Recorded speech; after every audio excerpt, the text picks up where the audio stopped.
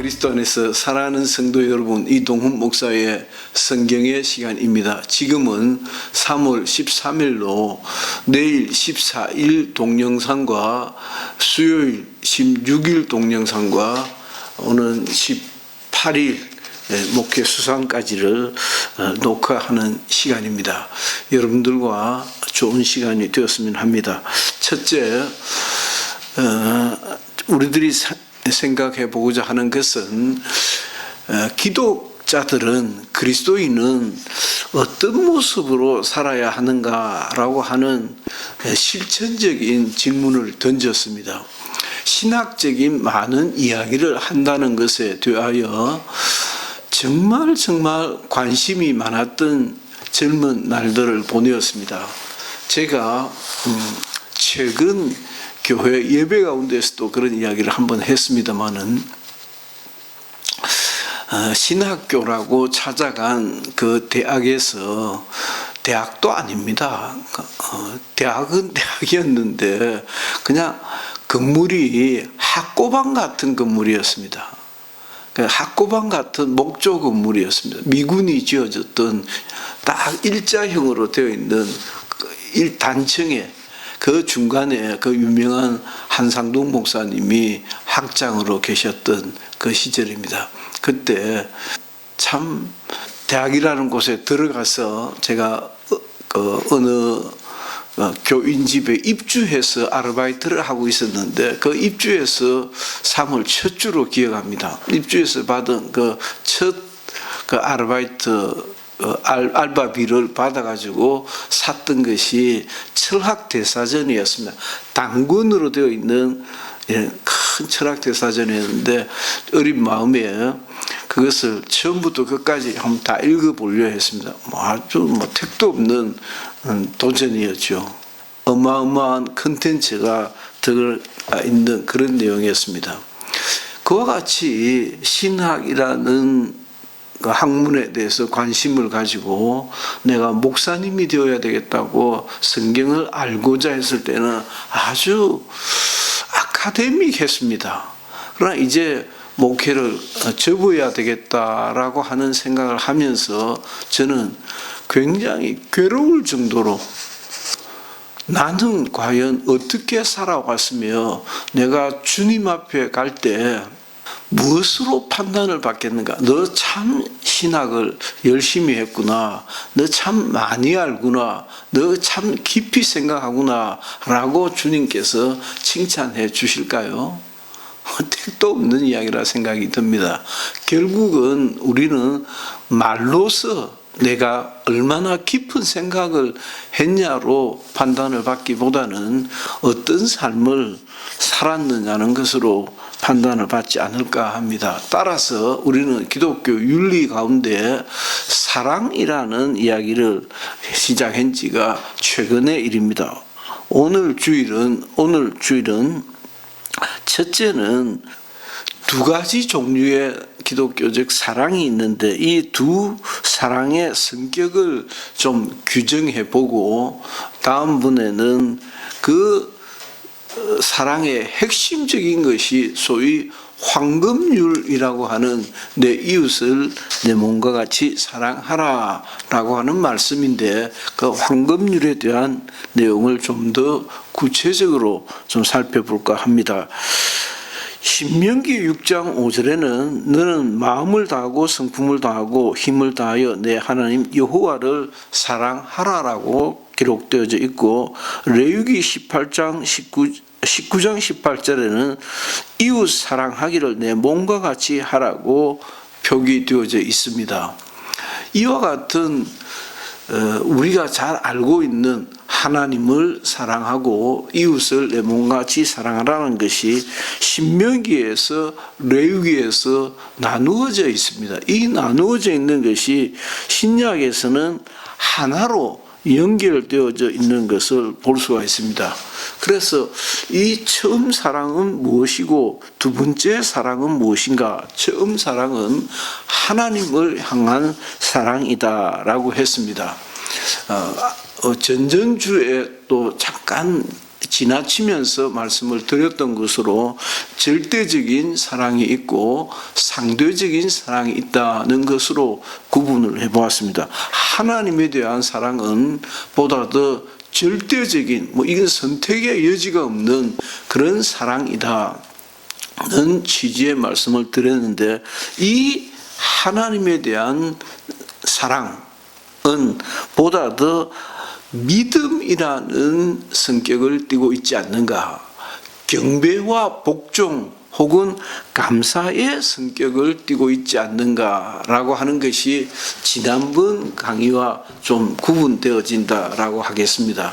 그러니까 우리가 마음을 다하고 뜻을 다하고 성품을 다하고 어쩌고 저쩌고 하나님을 사랑하라라고 하는 것은 결국 하나님에 대한 믿음이 그 근저에 깔려 있다는 것이고, 그 사랑은 곧 하나님에 대한 복종과 경배를 말하는 것이다. 그렇게 보아야 하지 않느냐라고 하는 상당수의 학자들이 있습니다. 두 번째, 전주의 그 상대적 사랑, 그러니까 이웃에 대한 사랑은 내 몸과 같이 하라, 내 몸을 사랑하는 것 같이 하면 되는 것이다 라고 하는 의미에서 상대적 사랑이라고 했는데, 이웃에 대한 사랑은 그럼 이웃을 어떻게 사랑해란 말인가? 내가 내 몸을 사랑하는 것 같이 하면 되겠다라고 했는데, 그 사랑은 용서라고 하는, 우리가 주기도문에서 우리가 우리에게 죄 지은 자를 사하여 준 것 같이 우리 죄를 사하여 주옵시고 라는 말씀이 바로 그 정곡을 지르고 있다라고 생각이 듭니다. 그러니까 이웃 사랑의 핵심은 곧 용서다, 연민이다. 불쌍히 여길 줄 아는, 우리가 우리 죄를 사하여 준 것 같이 우리가 우리에게 못된 짓 된 사람, 섭섭하게 한 사람들을 사하여 주는 것 같이 그런 사하여 줌이 있다는 것이요. 그러니까 이웃에 대한 사랑은 곧 연민이요. 참 저 사람 불쌍하다, 혹은 나에게 섭섭한 것에 대한 것을 내가 잊어버리는, 70번까지 7번이라도 잊어버릴 수 있는, 그러니까 그 얘기도 젊은 날에는 참 많이 했던 컨셉이었는데, 1번까지 7번을 하면 490번인데 그런 490번 정도 그렇게 많이 용서해야 된다는 말씀입니까? 하면 490번 용서하려면요 완전히 정신병으로 가야 됩니다. 490번은커녕 저는 49번도 그러지 못할 것 같습니다. 저는요 정확히 말하면 7번도 못 그럴 것 같습니다. 그런데 주님께서는 70번씩 7번 490번까지도 하라 하시는데, 그러니까 그건 아예 내 2번 용서했다, 내 3번 용서했다 그러면 돌아버리는 겁니다. 용서가 안 돼, 폭발해버리는 거예요. 용서하다가 완전 폭발이 되어가지고 칼로 찔러버리든지 총으로 쏴버리든지 그냥 주먹이 날아가 버리든지 그렇게 끝나버리는 것이면 저는 좋게 그럴 것 같습니다. 저는 어린 시절에 워낙 덩치도 있고 그리고 늘 리더만 보스만 정말 저는 그렇게 살았어요. 늘 친구들 빵 사주고 밥 사주고 끌고 다니고 같이 공부하고 그러다 보니까 늘 친구들의 대장이었는데, 그러니까 나한테 시비를 한 거니까 내가 화낼 일이 없죠. 정말 제가 나이 꽤 될 때까지 나는 제대로 화를 내본 적이 없다. 나하고 견줄 사람이 있어야 화를 내죠. 그냥 내가 쿡쿡 지어박았지. 그런데 알고 보니까 참 고약했구나 내가. 내하고 맞짱을 떠야 내가 화를 낼 텐데 화를 낼 일이 없었죠. 맞짱 뜰 일이 없었으니까. 그런데 늘 친구들 그냥 심부름 시키고 그러지 않나 싶어서 좀 반성도 해보고 했던 기억이 납니다. 아무튼 이웃에 대한 사랑은 정확히 말하면 용서였으며 연민이었으며 어쩌면 그들의 필요를 채워주는 헐벗은 자들에게 옷을 주고 배고픈 자들에게 먹을 것을 주고 하는 그와 같은 작업들을 성경이 얘기하고 있지 않았던가 하는 것입니다. 성경에는 신명기와 레위기서에서 구약 성경에서 두 종류의 사랑이 있다라고 했고 그 두 종류의 사랑의 첫째는 하나님과의 수직적 사랑은 보다도 절대적 사랑인데 그 절대적 사랑은 감사와 믿음과 그 하나님에 대한 복종과 경배의 성격을 띠고 있다.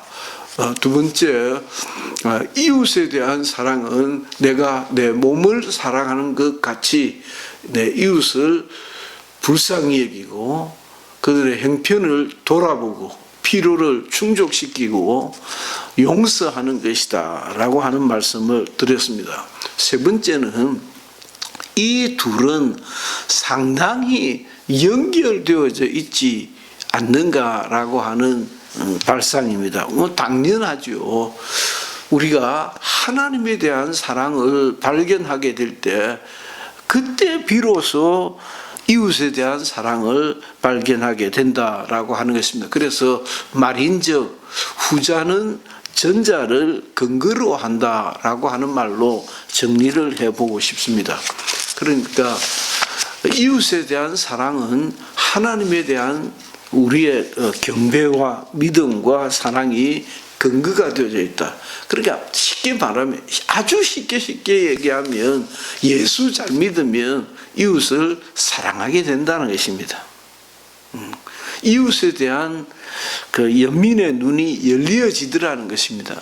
예수 제대로 안 믿으면 그들이 얼마나 불쌍한 처지에 놓여져 있는지 무엇을 필요로 하는지 생각도 안 하는 거죠. 우리가 지난 대통령 선거를 지켜보면서 최재형 장로에 대한 미담을 많이 들었습니다. 최재형 장로가 정말 까도 미담이 나온다고 그렇게 칭찬을 들었지 않습니까? 국회에서 들었던 얘기입니다. 그런데 실제 그렇습니다. 그 사랑의 대상이었던 그분이 같은 법조인으로서 그 최재형 장로의 후원회장을 맡았다는 얘기 아닙니까? 그러니까 그 최재형 장로가 학창시절에 그 친구를 1년 내에 얻고 다녔다 그러면 3년 내입니까? 제가 또 헷갈리네요. 얻고 다녔다 아닙니까? 그 친구가 대통령 경선에 나갔을 때에 후원 회장이 되었고 아마 지금까지도 근본에 대통령 후보가 못 되고 서울 종로에서 국회의원 당선이 되셨는데 여전히 후원 회장으로 있는 것으로 압니다. 그렇게 사랑의 눈을 뜨게 된 것은 그가 옳은 예수쟁이였던 까닭이 아닌가라고 하는 이야기입니다. 옳은 예수쟁이로 거듭났기 때문에 내가 저 친구 얻고 다녀야 되겠다라고 한 것이죠. 저 친구가 뭘 필요로 하는지를 정확히 보았고 그 친구의 필요를 내가 감당해야겠다라고 했지 않는가 생각이 듭니다. 인간에 대한 우리에 대한 하나님의 사랑은 참 지고지순한 그런 보편적이고 엄청난 사랑이었습니다. 그 사랑을 받은 사람은 강한 그 동기를 가지고 이웃에 대한 사랑을 발견하게 되고 실천하게 된다라고 하는 말씀을 드렸습니다. 너무너무 상식적이고 편한 이야기고 당연한 이야기이기도 합니다. 위로 하나님을 사랑하고 공경하고 경외하고 우리가 믿음이 바로 서면 영혼이 거듭나면 그런 거듭난 그리스도인이 되었기 때문에 이웃에 대한 참된 사랑을 실천하게 되지 않았는가 싶습니다. 그래서 후자는 전자를 전제로 한다. 전자를 전제로 한다. 이 둘은 아주 상호 밀접되어져 있다는 데까지 오늘 말씀을 드렸습니다. 시청하시는 여러분들께서도 먼저 내가 어떤 삶을 살아야 될 것인가 라고 고민하기보다는 정말 위로 하나님에 대한 나의 영적인 자세, 영적인 모습을 한번 진단해 보노라 하면 아주 자연스럽게 횡적으로 수평적으로 내 주변에 있는 사람들을 발견하게 되지 않는가 싶습니다. 그래서 요즘은 그런 경우도 참 찾아보기도 어렵지만 학교에서 무료 급식을 해준다고 하니까요. 그래서 결국 최종 당선자인 그 윤석열이라는 대통령 당선자도 그렇게 했답니다. 이 친구도 어릴 적에 그 친구는 아버지 어머니가 대학 교수였거든. 대학 교수가 잘 사는 사람은 아닙니다. 기업가 아니니까. 그러나 생활은 좀 풍족했던가 보죠. 그래서 그 친구는 늘 어려운 형편에 있는 아이들 도시락 잘 챙겨줬다는 거예요. 참, 그 친구도 대통령으로 당선이 되어서 나오는 이야기일 수도 있겠습니다만 굉장히 미담을 많이 가지고 있더라고요. 자식이 없으니까 또 50이 넘어서 장가를 갔으니까 그랬을런지 모르겠습니다만은 그 유기견을 데리고 왔는데 알고 보니까요 데리고 올 수 있는 유기견이 아니었어요. 어느 식당 앞에 그냥 완전히 빼빼 말라가지고 금방 죽을 것 같은 유기견을 어떤 그 유기동물 봉사센터에 있는 학생이 고등학생 같아요. 학생이 사진을 찍어서 이 유기견을 돌봐줄 사람을 찾습니다. 누가 그 돌보려 하겠습니까? 돈이 엄청나게 들어야 되는데 그런데 그 어떤 사람이 데리고 갔더랍니다. 그래 데리고 갔는데 내가 정확히 맞는 건 모르겠는데 7번을 수술했답니다. 7번 수술했으면 그 강아지한테 몇 천만 원 들었을 겁니다. 그리고 그분이 또 강아지를 데려오고 또 강아지를 데려갔다랍니다. 그래서 4마리를 키우고 있고 고양이 3마리를 키우고 고양이 얘기도 재밌습니다. 아주 죽기 직전에 고양이를 데려가가지고 그렇게 치료를 해가지고 아주 뽀송뽀송하고 바뀌어져 있는 것을 보고 이야 참 아무리 장가를 늦게 가고 자식이 없는 사람이었다 하더라도 어떻게 그렇게 할 수 있었을까 굉장히 저도 강아지를 한 마리 키우고 있는데 저도 유기견 보호센터에서 데리고 온 것입니다. 그런데 저는 그렇게 못해요. 어떻게 그럴 수 있는가 싶어서 아주 마음이 찡했습니다. 우리는 그리스도인으로서 하나님을 발견하고 나는 하나님의 사람이다. 나는 거듭난 사람이다. 나는 영이 거듭난 하나님의 자녀이다. 라고 발견하는 순간에 내 주변에 어렵게 지내는 이웃들을 발견하게 되더라는 말씀까지 오늘 전하겠습니다. 시청해 주셔서 감사합니다. 이동훈 목사의 성경의 세계 시간이었습니다.